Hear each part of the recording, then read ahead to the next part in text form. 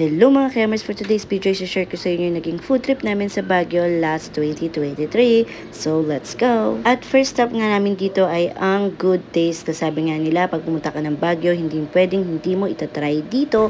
At kahit mahaba ang pila, pagdating namin ay hindi rin kami nagtagal mag-antay dahil pagpasok namin ay ang luwang pala nito sa loob. Kaya naman ang dami nilang na-accommodate na customers. At sa mga food nila, ang dami nilang offer. Pero nung time na to ay iilan lang at yung iba ay hindi na available. At ayan na nga, na-serve na sa amin yung food. At totoo ang chismis mga kayamers. Ang laki na at ang dami ng servings dito. Kaya naman, kung barkada kayo or family, sulit na sulit magpunta rito. Super na-enjoy namin yung food dito. Yung sweet and sour pork, yung buttered chicken nila at yung pansit. Kaya for their food, 10 out of 10. And for their service is 8 out of 10. After namin magpahinga kinahaponan ay nagpunta kami sa Burnham para tikman at puntahan. Nagte-trending na puto bumbong dito. At nung time kasi na to is December kayamers. Kaya naman super late nitong upload na to. Pero anyways, ayan. At eto na nga, narating na namin ang Salibao Restaurant na may pinakamasarap na puto bumbong dito sa Burnham Park. Kaya naman sa susunod na December, pwede nyo itong itry. At totoo nga ang chismis na napakasarap dito ng puto bumbong lalo na pag bagong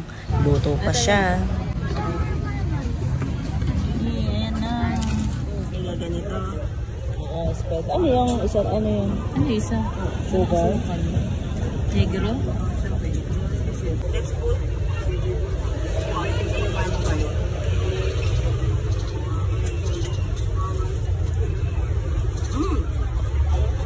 Sige. Sarap? Ah, mainit pa. Sarap.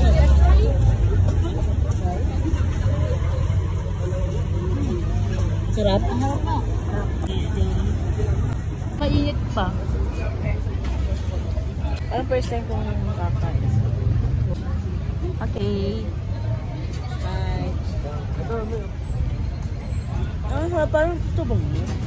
At para dito sa puto bumbong nila ay 10 out of 10 for me. So, ang next namin dito ay ang Salibao na shawarma. At grabe pinagkakaguluhan din to nung time na to. At buti na lang talaga ay nakasingit kami. At alam nyo ba, nagulat ako sa lasa nito. Kasi naman sa halagang 50 pesos, ano pa yung ina-expect nating lasa. Pero dito napaka-quality talaga ng lasa. At dagdagan nyo pa ng hot sauce. Paniguradong mapapaulit ka sa sarap. Thank you po. Ito naman tayo, shawarma. Okay, ito. Dito tayo sa side. Dito tayo sa side. Salibao. Oh, how to eat shawarma. Bite. First bite. First bite.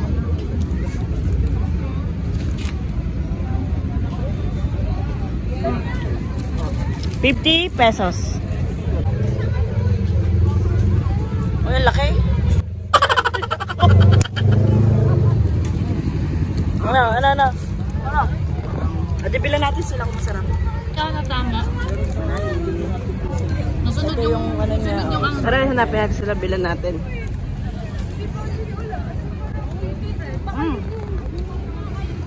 Diba? Sarap.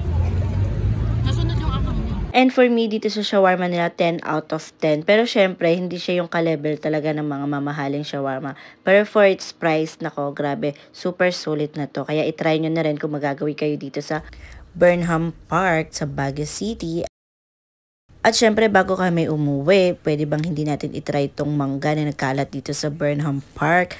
At ayan na, prepared din ng pinsan ko yung may asin, pero ako mas prepared ko din yung may bagoong or yung alamang na tinatawag. At grabe, super nangasim kami dito.